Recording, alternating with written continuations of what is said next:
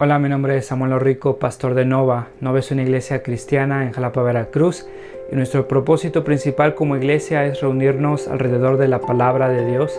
Creemos que Dios a través de su palabra es como transforma a su pueblo. Nos llama a creer, a arrepentirnos, a amar lo que antes aborrecíamos, a aborrecer lo que antes amábamos. Y entonces, antes de empezar con esta prédica, déjame recordarte un par de cosas. El propósito principal para subir estas predicaciones en línea es para aquellos comprometidos con una iglesia local que no pudieron asistir por cualquier razón a su iglesia este domingo. Estas predicaciones son un recurso para nosotros, para poder crecer, para poder escuchar la palabra de Dios. Sin embargo, creemos que un cristiano no puede existir sin una iglesia. Creemos que el contexto bíblico en el cual el cristiano crece y se sustenta como cristiano por la gracia de Dios es a través de su iglesia local, sometiéndose a un liderazgo local, amándose unos a otros, sirviéndose unos a otros, perdonándose unos a otros. Un cristiano no puede vivir su vida cristiana simplemente consumiendo predicaciones en una pantalla de su televisión, de su computadora. Entonces te animamos a comprometerte con una iglesia local. Si no pudiste asistir a una iglesia este domingo, nos da gusto que estés viendo este video. Disfrútalo, nuestra oración es que te sea de bendición. Sin embargo, si no te has comprometido con una iglesia local, mi oración es que puedas comprender que el amor de Dios se refleja en medio de su pueblo, mostrándose en la iglesia local. Nuestra oración es que Dios siga transformando nuestro país, que el Evangelio siga siendo proclamado, que la sana doctrina siga expandiéndose en nuestras iglesias y cada vez más cristianos podamos adorar a ese Dios soberano que nos ha mostrado su gracia a través de Cristo a pesar de lo que somos. Me pregunto cuántos cínicos tenemos por aquí. ¿Cuántos cínicos hay en esta iglesia? Sabes, en el tiempo que estuve ahí en otro país, me di cuenta que los mexicanos tenían una fama de reírse de sus problemas. Hacemos chistes de todo, le ponemos nombres a todo, y en medio de tragedias, en medio de problemas, tenemos esa capacidad de hacer un chiste, de sacar un apodo, de reírnos. Pero sabes, en todo esto me pregunto si traiciona un poco de cinismo en todos nosotros o en la mayoría de nosotros. Sabes, muchos de nosotros no nos esperamos mucho de la vida. Nos reímos en un problema porque tal vez esperamos muy poco de la situación. Tal vez le hacemos burla al gobierno porque ya de nada sirve indignarse, reclamar, y hemos creado esa capacidad de protegernos tal vez de la desilusión, del dolor, a través de chistes o de un cinismo, y nos hemos acostumbrado a no esperar mucho de la situación. Y tiene sentido, solo escúchame, si esperaras que cambiara la situación, en verdad sintieras una indignación, sintieras ahí un descontento profundo. Y lo que hacemos muchos de nosotros es entonces tal vez no sé, hacemos un chiste o no esperamos mucho de la situación, y es algo para protegernos porque sabemos que pues seguiremos así. Me pregunto cuántos de nosotros podríamos decir que somos cínicos, que no esperamos que la situación mejore, que los problemas mejoren, que el gobierno mejore. Sabes, el libro de Apocalipsis es un libro que escribió el apóstol Juan, y lo escribió para darle ánimo al pueblo de Dios, y ha servido para darle ánimo al pueblo de Dios a través de los años. Y este libro fue escrito porque muchas personas estaban sufriendo situaciones indescriptibles, brutales, que estaban poniendo en juego su vida, que estaban tentándolos a abandonar su fe. Y en este momento crucial para la iglesia, Dios nos da este libro de Apocalipsis. Ahora te quiero mostrar que en medio de situaciones cruentas, en medio de problemas o en medio de dolor e injusticia, Dios visita a su pueblo, lo acompaña en medio de esta situación y le da una esperanza que las cosas en definitiva van a mejorar, deben de mejorar, porque Él sigue en el trono. Entonces quiero que veas conmigo el libro de Apocalipsis. Vamos a estar aquí unos meses en el libro de Apocalipsis y quiero que tú vengas y trates de escuchar sin tratar tal vez de defender ahí una posición o una convicción con la cual tal vez has crecido pero entiendes poco. Te quiero convencer del argumento principal de Apocalipsis y te quiero convencer que la idea de este libro es muy diferente a la que tal vez estás acostumbrado. Es interesante pensar en lo que contiene Apocalipsis. Me pregunto cuántos de ustedes lo preferirían leer, por ejemplo, si quieres pasar ahí un tiempo con Dios, si quieres ahí echarte un cafecito, sacarte la selfie y tener ahí un devocional. Tal vez muchos de ustedes escogerían, tal vez todos nosotros escogeríamos, no sé, Colosenses, Filipenses. Muy pocos de nosotros escogeríamos Apocalipsis. Sabes, muchos de nosotros le tenemos miedo a este libro. Sería interesante preguntar cuántos de nosotros hemos leído Apocalipsis comparado con lo que hemos leído otros libros. Muchos de nosotros nos sentimos intimidados, nos sentimos confundidos. Muchos de nosotros no sabemos ni qué sacar del libro de Apocalipsis. Pero te quiero convencer hoy que el propósito de este libro es animar, es consolar al pueblo de Dios. Sabes, hay algo que muchas personas hacen, no sé si tú haces, pero muchas personas ven partidos grabados, partidos de fútbol, básquetbol, NFL, lo que tú quieras, los graban y después llegan a su casa y los vuelven a ver otra vez. Imagínate que esté el Mundial, imagínate que México pasa al cuarto partido, al quinto, ya ni sé, que pasa al segundo partido. Imagínate que toca ese día, tal vez tienes que venir a la iglesia y no cancelamos iglesia, tal vez. Entonces tenemos aquí iglesia y entonces chinitas, el partido va a estar allá. Lo que haces es lo grabas y entonces estoy seguro que vas a salir de la iglesia tapándote los ojos para llegar a tu casa y ver la grabación, ¿no es cierto? Porque quieres verlo así en vivo, quieres ver el resultado. Quieres sorprenderte, ¿no? Que México pasa ahí a la segunda ronda. Imagínate que en tu camino hacia tu casa escuchas que todos están celebrando. Todos están sacando la bandera de México, todos están ahí cantando el himno y entonces puedes deducir que México ganó, ¿va? México ganó, ya sabes, México ganó ese partido, ya se acabó, ya pasó ese partido, México ganó. Ahora, me pregunto si tú llegas a tu casa a ver el partido. ¿Quieres ver el partido? Yo lo haría, yo lo vería. Pero fíjate que la expectativa cambia. Porque ahora imagínate que en la primera mitad del partido, México va perdiendo 3-0, 4-0, 5-0. Se termina el medio tiempo y México va 5-0, se comió 5 goles, Ochoa sigue ahí y se comió 5 goles.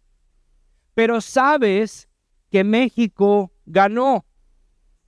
Ahora fíjate, la reacción que tú tienes en ese momento no es de desconsuelo, no es de preocupación, porque sabes que México ganó el partido.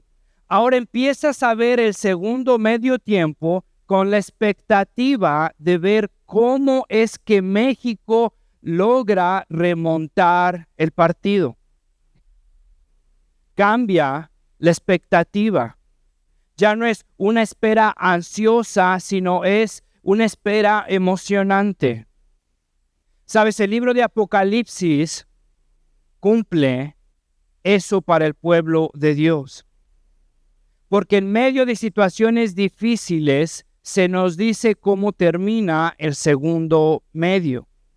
Y entonces la iglesia lo que hace es esperar, no ansiosa, sino expectante, cómo es que Dios va a resolver las situaciones que estamos viviendo, que el pueblo de Dios estaba viviendo en ese contexto. Entonces imagínate que Dios nos está mostrando el final. Quiero hablarte un poco en esta introducción del libro. Quiero hablarte de hermenéutica. Y cuando te hablo de hermenéutica, qué flojera, ya estás ahí pensando en TikTok. Aguanta, estas clases ya están incluidas, están gratis, no te preocupes. Es necesario que entiendas cómo vas a leer el libro de Apocalipsis, porque si no vas a terminar con interpretaciones bien locas y entonces Claudia Sheinbaum va a ser el anticristo. Necesito que entiendas el contexto de este libro, ¿sale? Entonces quiero que veas una regla primordial en cualquier regla hermenéutica, sin importar si es la Biblia, sin importar es otro libro, es decir, cómo es que has de entender lo que está escrito. Y una regla muy simple es: el contexto es rey, el contexto reina. No es que muchas veces muchos de ustedes lo han hecho o lo siguen haciendo, agarras la Biblia, quieres saber la voluntad de Dios, cierra los ojos, el dedazo, esta es la voluntad de Dios para mi vida. Estás agarrando un versículo fuera de contexto, un versículo que ni siquiera significa lo que está diciendo eso, pero has forzado a la palabra de Dios a convencerte de una cosa que solo tú has creado. Ahora quiero convencerte en esta introducción que el contexto de Apocalipsis es rey. El contexto de lo que se está diciendo en cada capítulo importa. Fíjate entonces cómo comienza este libro en el versículo 1. Esta es la revelación de Jesucristo. Esta es la revelación de Jesucristo. Revelación es literalmente Apocalipsis. Es por eso que llamamos al libro Apocalipsis. Significa una revelación de algo que anteriormente estaba oculto. Entonces Juan nos va a dar una revelación de lo que antes estaba oculto y lo va a hacer con un lenguaje profético. Ahora, esto no es que Juan se lo está sacando de la manga. Por ejemplo, si ves Daniel, capítulos de Daniel, si ves profetas del Antiguo Testamento, utiliza el lenguaje profético o apocalíptico, simbólico, para mostrar verdades que son verdades, pero que van más allá de un lenguaje literal. Entonces quiero que veas esto, que esta es una revelación de Cristo, que Juan va a recibir estas revelaciones de una forma simbólica y que necesitamos entender lo que significa leer la palabra de Dios de una forma literal o literalista.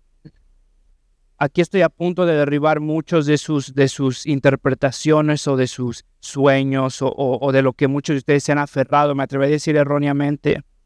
Fíjate, hay una diferencia al leer la palabra de Dios de forma literal y de forma literalista. Por ejemplo, ve a Juan 10. En Juan 10 los discípulos están platicando con Dios y con Jesús, y Jesús les hace una declaración. Y Jesús les dice: yo soy la puerta. ¿Va? Yo soy la puerta y el que a mí entre tendrá vida eterna. Ahora me pregunto, ¿cuántos de ustedes cuando leen ese versículo estarán pensando: híjole, será una puerta de madera, de aluminio, ¿cuántas ventanas tendrá? Muy pocos de nosotros estaremos pensando que Jesús es una puerta de madera o de aluminio. Leemos el capítulo y te das cuenta que Jesús está hablando está describiendo a los falsos maestros, los está describiendo como ladrones que roban esas ovejas, que roban al pueblo de Dios, pero que Jesús es el camino, la verdad y la vida, que Jesús es la puerta, que la revelación de Dios se ha dado por medio de Jesucristo, que no hay otra forma de llegar al Padre. Y entonces ves esta declaración en Juan 10 que dice, yo soy la puerta. Ahora, eso entendemos, lo leemos y lo leemos de forma literal. Lo leemos de forma literal porque nos damos cuenta en el contexto que Jesús acaba de utilizar una imagen, una metáfora para expresar algo que va más allá de una declaración literal. Jesús no está diciendo que es una puerta de aluminio, de madera, que tiene 2 ventanas. Jesús está diciendo que es el acceso, ¿vale? Entonces, leer de forma literal es respetar o entender el pasaje que se nos está dando de la forma que se nos está dando. Es como leemos un poema, es como leemos Don Quijote, es como leemos una novela de Dostoyevsky, es como leemos la Biblia. En la Biblia se nos dan diferentes pasajes y entonces hay libros que son históricos, hay libros que son, por ejemplo, Cantar de Cantares, que son poemas, y entonces nosotros cometeríamos un error en aferrarnos a una convicción porque tal vez mi tatarabuelo me la enseñó, pero no estoy leyendo o abriendo la Biblia respetando el formato o la forma que el escritor, que el autor me está dando para entender este pasaje. Entonces, cuando leemos Apocalipsis, es importante leerlo de forma literal, y lo vamos a leer de forma literal, entendiendo los contextos históricos, entendiendo las imágenes, si son parábolas, si son metáforas, entendiendo lo que el autor nos está tratando de decir, no de una forma literalista. Ahora, fíjate, muchos de nosotros, si hemos crecido en la iglesia, hemos crecido tal vez con ideas, no sé tú, yo me acuerdo cuando estaba joven, yo llegué a la iglesia cuando tenía como 18, 19 años, 18 años o 17, ya ni sé, pero me acuerdo que había personas que platicaban, que se trataban de imaginar cómo va a ser el fin de los tiempos, ¿no? Y entonces en Apocalipsis hay descripciones, por ejemplo, de langostas, ¿no? Que vienen, una de las plagas, una vez que Dios desata plagas y vienen langostas y vienen a atormentar a la población. Y entonces gente, me acuerdo que me mostraba cómo se veía una langosta desde abajo y se veía así igualita, según ellos, a cómo se ve un Black Hawk, un helicóptero del ejército americano. Y entonces estaban ahí uniendo puntos, ¿no? Y decían, no, chance y es el ejército americano y nos va a invadir. Y me acuerdo cuando se murió Juan Pablo II, y después el próximo papa iba a ser el anticristo, pero no fue así. Y después personas estaban convencidas que iba a ser Donald Trump, Obama, antes de que fuera Obama, no fue Obama, después va a ser Donald Trump. Hay unos que dicen, no, va a ser Claudia Sheinbaum, va a ser Donald Trump y Claudia Sheinbaum se van a unir. Y empiezan a rollos bien locos, porque no entendemos no sabemos cómo leer la Biblia de forma literal.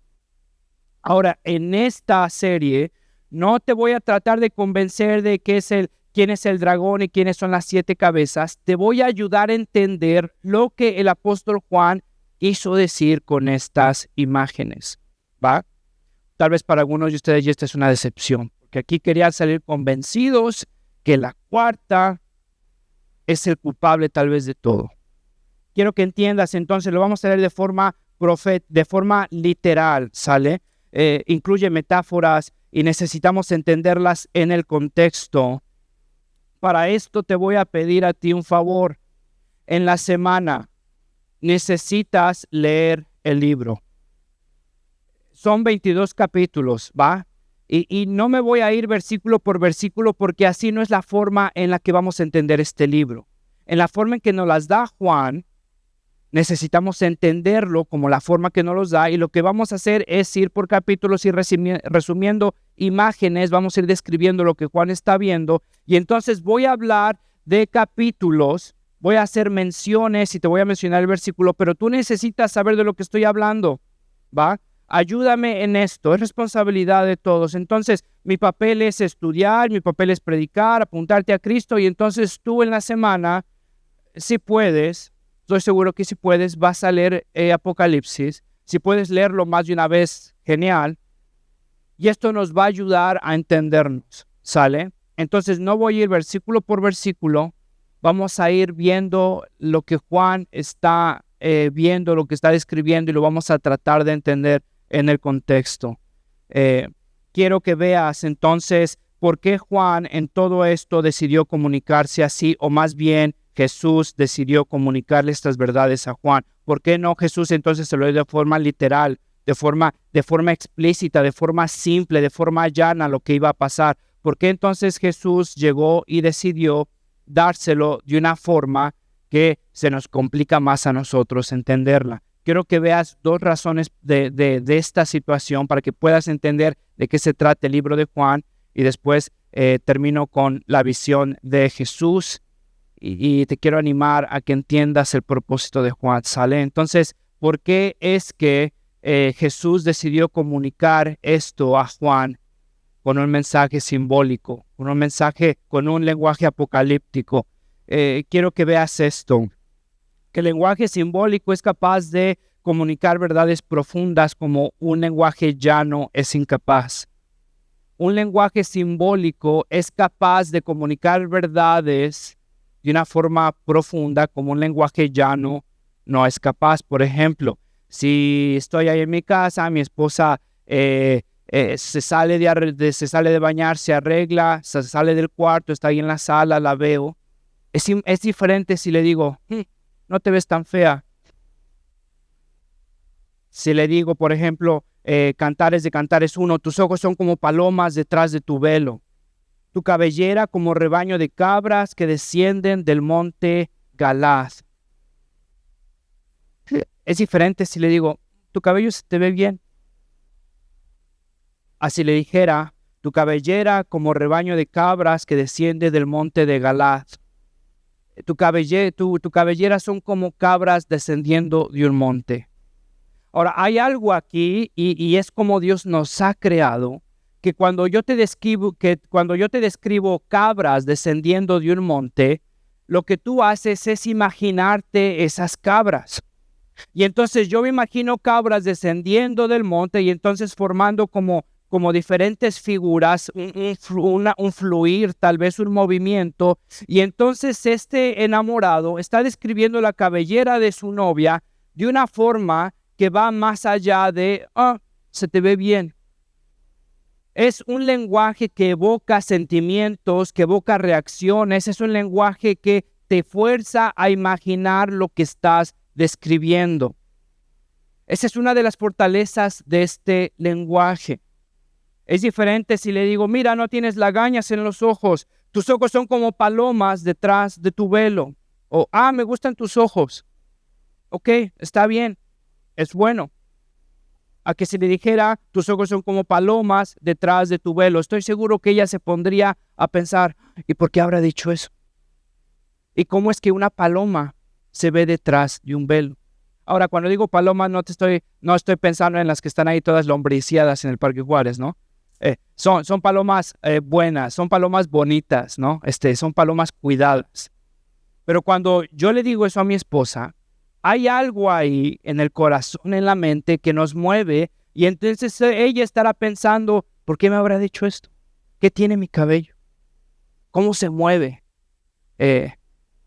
Yo me estoy imaginando tal vez el sol y iluminando las cabras y moviendo y descendiendo, o tal vez palomas moviéndose, el color de las palomas, el movimiento, la simetría. Ella se estará imaginando detalles de por qué dije eso. Hay algo en este lenguaje que nos mueve. Otro ejemplo, es muy diferente cuando lees Lucas 2, Mateo 1, el nacimiento de Jesús, que cuando leemos estos pasajes ya creo que todos no lo sabemos. Desgraciadamente muchos de nosotros ya lo tenemos según nosotros entendidos, domesticados, y entonces los leemos y ya estamos así como que ya no lo sabemos, nos aburren. Entonces sabemos la historia de la natividad, la historia del nacimiento de Jesús. María y José no encontraban un pesebre, encontraron un pesebre. Nace Jesús, llegan los magos, son visitados por los ángeles. Llegan los pastores, son visitados por los ángeles. Van a adorar a Jesús y se encuentran con los magos y están todos adorando a Jesús. Ok, este es un relato histórico. Estamos leyendo eso y espero que estés de acuerdo conmigo. Cuando lees ese pasaje, es un sentimiento cálido, es un sentimiento nostálgico, es un sentimiento de paz. Pero Apocalipsis capítulo 12 narra la misma situación. Y quiero que veas cómo Juan describe esto con un lenguaje simbólico y la reacción o los sentimientos que causa son totalmente diferentes. Por ejemplo, Apocalipsis 12. Vi a una mujer, estaba encinta y gritaba por los dolores de parto y el sufrimiento de dar a luz.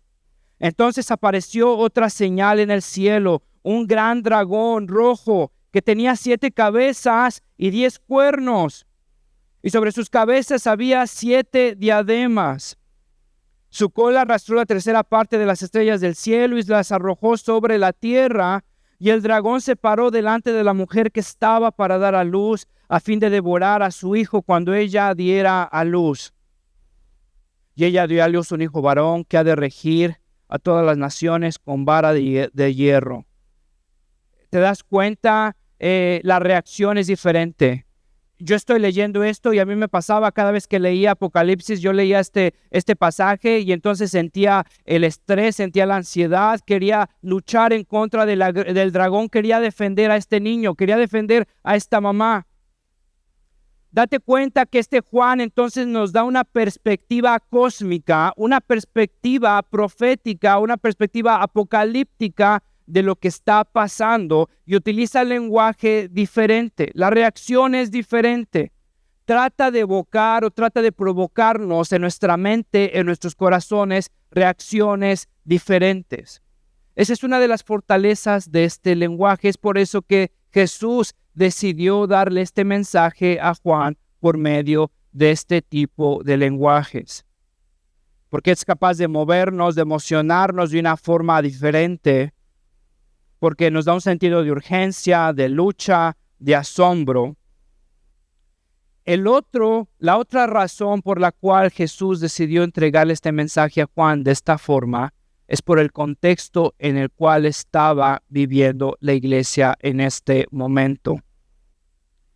Sabes, hay un cambio de atmósfera en el Nuevo Testamento. Si lees las epístolas pastorales, Pablo está animando a los creyentes a ser fieles en el contexto de la iglesia.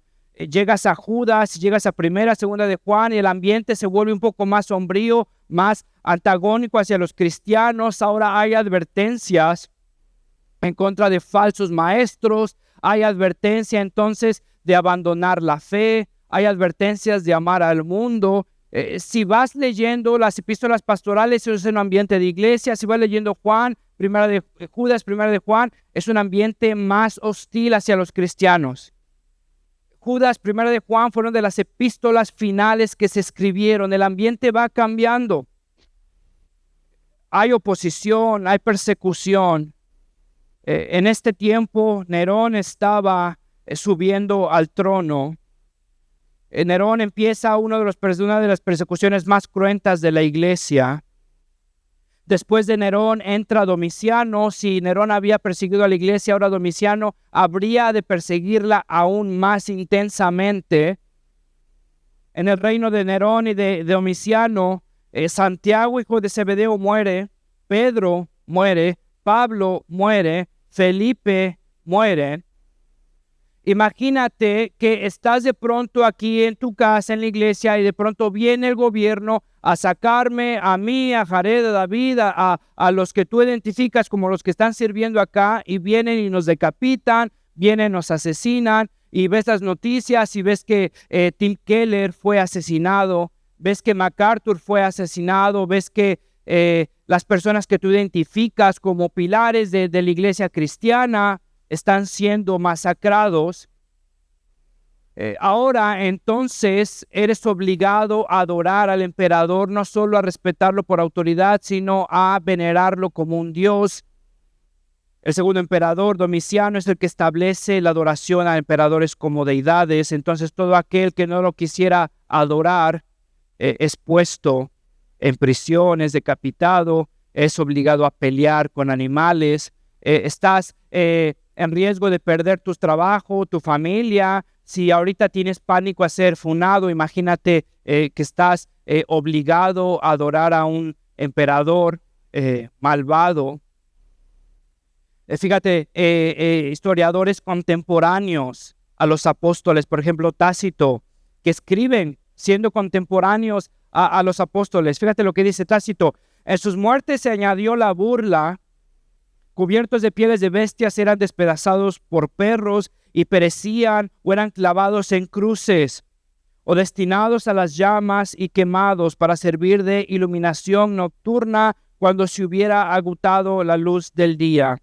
Suetonio, otro historiador, fíjate lo que dice: se infligieron castigos a los cristianos, una clase de hombres entregados a una superstición nueva y maléfica. Ve cómo los identifican. Se infligieron castigos a esos cristianos, una clase de hombres entregados a una superstición nueva y maléfica. Los llamaban ateos porque no tenían al emperador como un dios.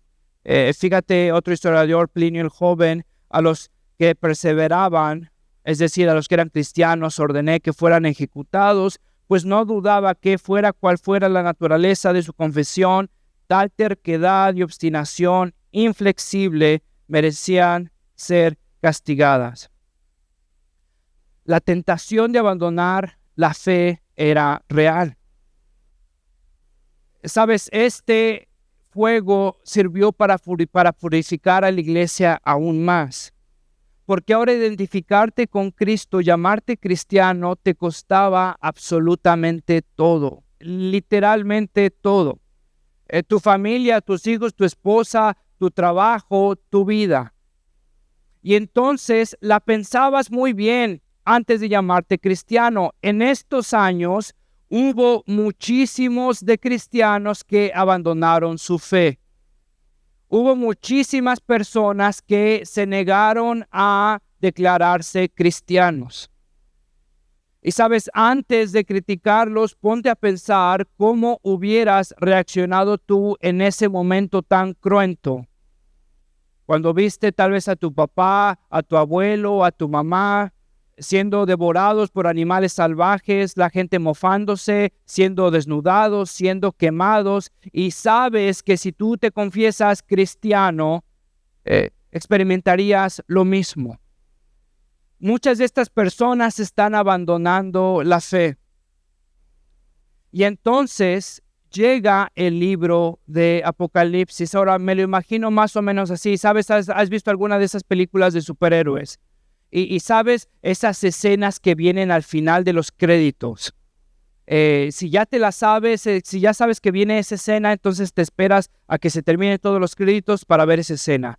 Imagínate que Judas, que Primera de Juan, que esas últimas epístolas fueron el final de la película. Y se nos dio un final abierto, donde veíamos a la iglesia creciendo en oposición, pero creciendo, ¿va?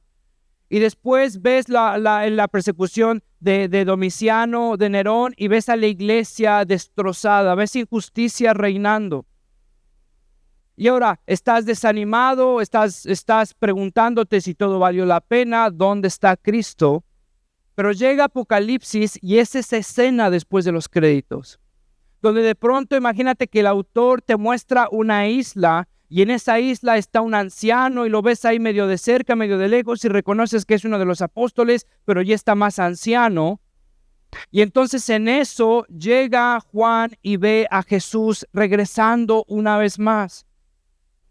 Y entonces esa es el sentir del pueblo de Dios al leer Apocalipsis y ser leído en medio de oposición en las iglesias. Porque ahora Jesús está visitando a su pueblo en medio del sufrimiento, en medio de la persecución, en medio de la injusticia. Es Jesús una vez más regresando Y entonces la gente está viviendo con expectativa porque no sabemos cómo es que va a resolver la situación. Eso es lo que hace el libro de Apocalipsis. Y quiero que veas que empieza con una bienaventuranza, con una bendición. El libro de Apocalipsis no es escrito para amedrentar, para intimidar, para darte miedo, pánico, inseguridad o fascinación mórbida acerca de lo que va a pasar. El propósito es animar. Fíjate, empieza versículo 23, bienaventurado el que lee y los que oyen las palabras de la profecía y guardan las cosas que están escritas en ella, porque el tiempo está cerca. Bienaventurado el que lee, empieza con una bendición, recordando el sermón del monte una vez más. Bienaventurado el que lee y los que oyen las palabras de la profecía. Y quiero que veas cómo se presenta Jesús. La iglesia está aplastada, la iglesia está siendo derrotada, la iglesia está siendo aniquilada, apabullada, desangrentada, la iglesia está moribunda. Los pilares están muriéndose.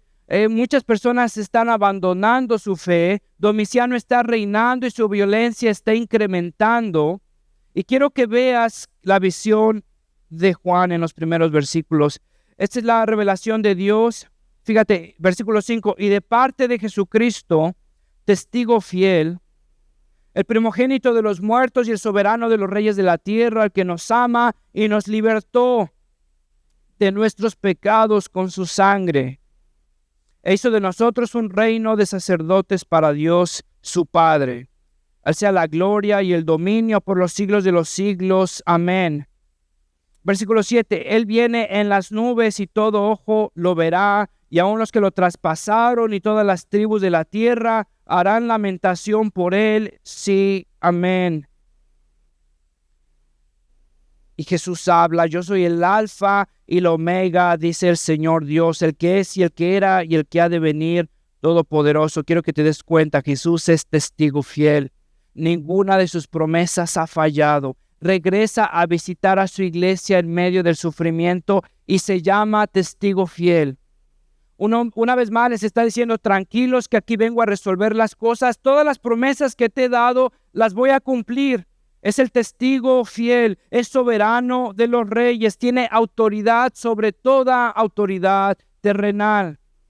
Porque a través de él y por medio de él y para él fueron creadas todas las cosas invisibles, las cosas visibles, sean tronos, sean potestades, sean reyes.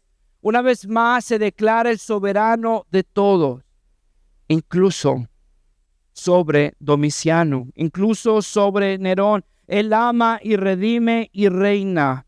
Date cuenta que es un rey que está presente, está entre las iglesias, los acompaña en su sufrimiento. Cristo glorioso, presente, reinando. Es como si adentrara Jesús a la iglesia a un partido de fútbol cuando nos está anunciando el marcador final.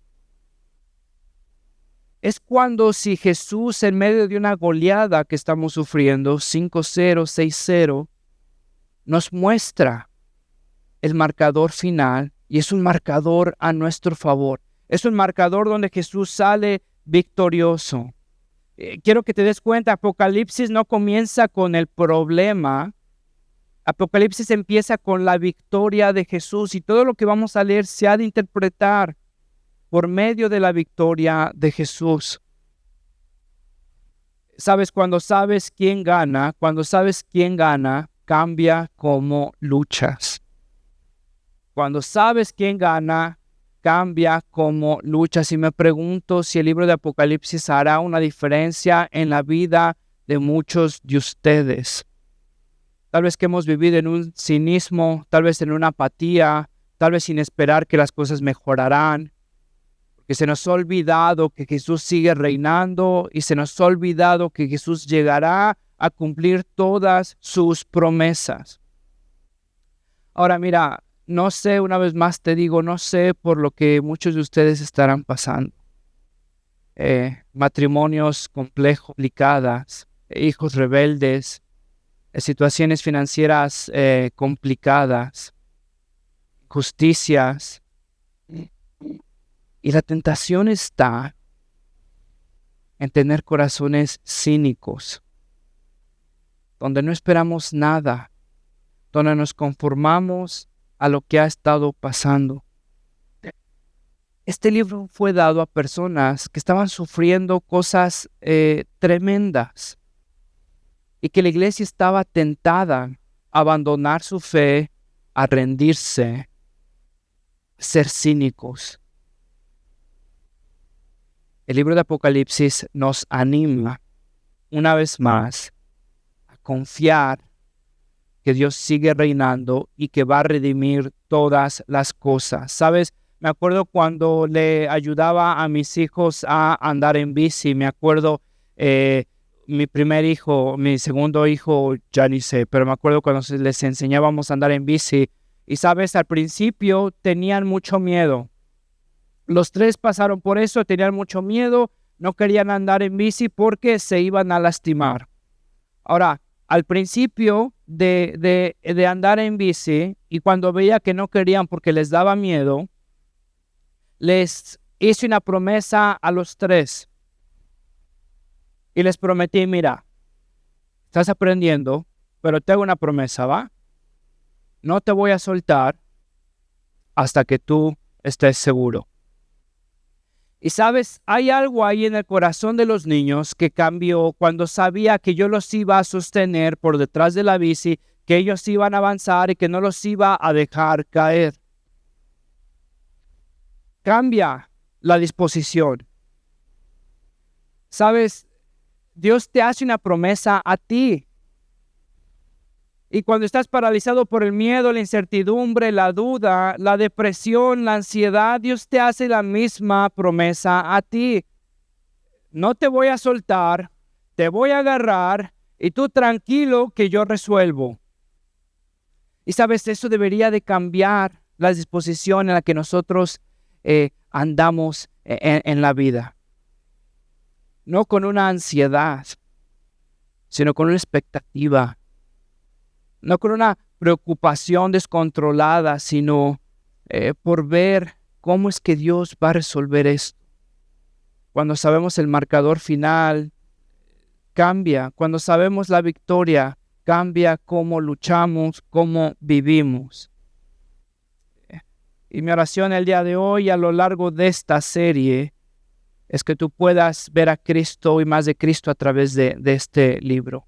Que puedas sentir el ánimo, el acompañamiento de Jesús en medio del sufrimiento de la iglesia, en medio de injusticias.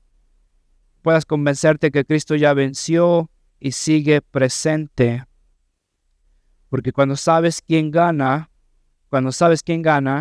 cambia cómo luchas.